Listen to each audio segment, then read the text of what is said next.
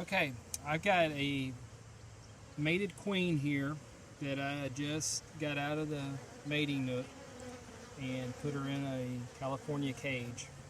If you buy a queen, this is what you would expect, something similar to this. I don't put any attendants in the cage just because they're foreign bees and they may be able to cause ruckus when you introduce them into a regular hive.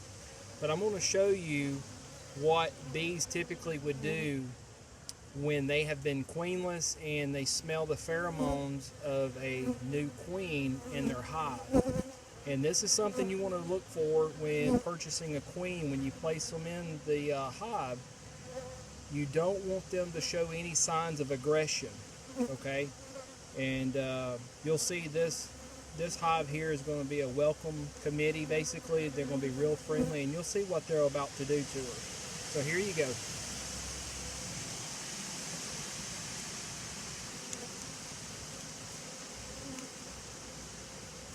As you can see how they all start coming towards her. There's no signs of aggression like biting or stinging or anything like that.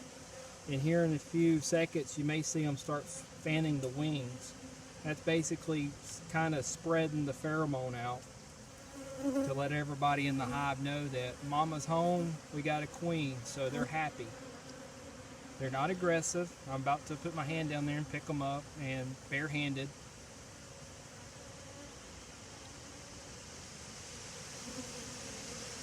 This hive's been queenless for about 4 days, 3 or 4 days. I don't remember exactly when I pulled the queen out. But as you can see, they just come in number. They're happy. And now you got a big wad of bees on this queen cage with mama in there. As you can see, they're not aggressive. They're happy. I'm barehanded. They're not biting me. They're not stinging me. So a lot of people freak out about bees, but there's really no need to freak out about them.